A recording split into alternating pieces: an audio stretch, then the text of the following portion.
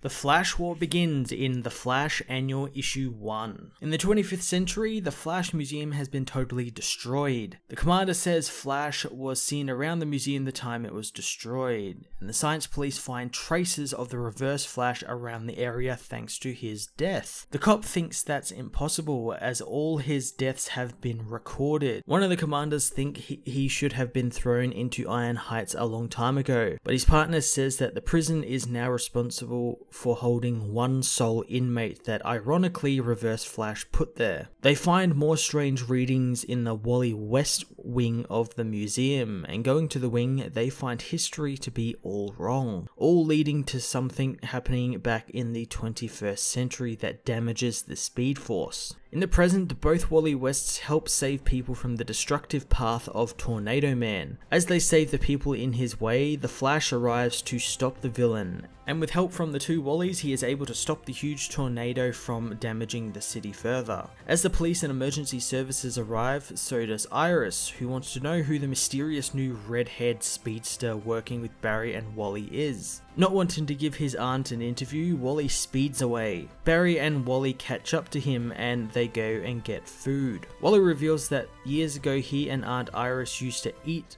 at the food trucks they are at the moment, and it reminded him of home. Barry tells him that it's time to tell Iris who he is, but Wally isn't too sure. Barry reveals that he tipped Iris off of a new speedster earlier that day, which is why she was there to interview him. Wally isn't happy about that, but the other Wally doesn't make anything any better by saying that she's had nightmares since killing Eobard Thawne. Wally is shocked to learn that his aunt murdered Reverse Flash, and hurt that Barry never even told him. Taking off through the city at top speed, Barry goes after him and tries to explain everything, but Wally doesn't care, saying he won't be able to stop him no matter what he says. Wally says that while he's gotten the same talk Barry wants to give him from others like the Titans and Superman, it always ends up being about Barry. The other Wally arrives and tries to stop the two from arguing, but Wally says it's okay what Barry did and it's his responsibility to move forward, and he's taking the first steps now. Heading to the Titans Tower in New York, Wally contemplates how much of his life he really had ripped away from him. He wishes he could see Linda during this hard time, but what happened to him scared her off. But there is one other person who could help him, his childhood friend and love, Frances Kane. Heading to Keystone, Wally meets with Frances, but of course she doesn't remember him, brushing him off. However, after their first interaction, she begins to remember who Wally West is and the time they spent together. This also activates her metahuman powers of magnetism, causing her to fly into a rage and attack Wally. Saving all the people in her destructive path, Wally tries to get her to remember her time as a hero. Magenta, however, creates a house from debris around them,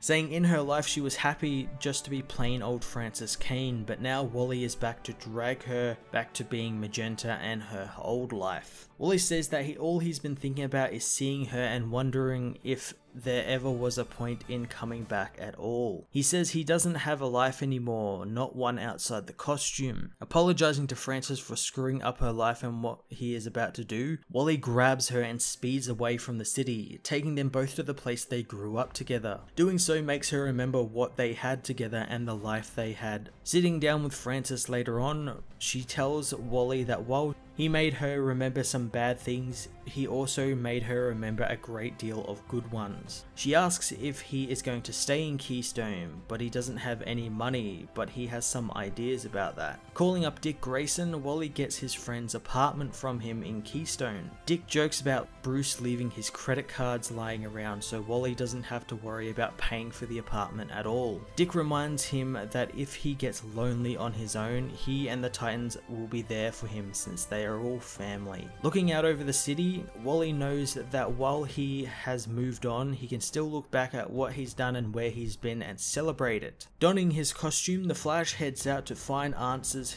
that he has been missing. In the 25th century, the commander meets with his boss, the judge of the temporal courts, who wants the commander to find what happened to Eobard Thorn. The commander reveals that they found the black hole weapon that killed Eobard, tracing the fingerprints on it to Iris West, and they will be heading to the 21st century to bring her back to the 25th. Knowing that they will experience trouble, the commander and his team suit up as the rogues of the 25th century. As they leave, the judge heads into the Museum of Villains, arriving at the Reverse Flash wing. The judge is revealed to be none other than Hunter Zolomon, who says after he helped the Flash become the hero he needed, Professor Zoom will finally make the Flashes go to war. The Flash Annual Issue 1 picked up one of the final threads left over from the DC Universe Rebirth Special Issue 1 as the Flash War begins. I'm a little confused though as to why this prelude is happening so early in this book, especially since the actual Flash War event doesn't begin for another 3 months. Seems like they definitely setting it up a little too early in my opinion. That, however, did not stop me from enjoying seeing more Wally and his journey to reunite with his aunt and the world. The reveal Hunter Zolomon is behind the Flash War is really awesome, and I can't wait to see him make an appearance in the 21st century and fight the Flashes. I'm going to give this issue a 9 out of 10. Hey everyone, thanks for watching my newest video. If you enjoyed it, you might also like to check out my other reviews here on my channel. You can also follow me on various social media platforms like Twitter by searching Matt_FOS,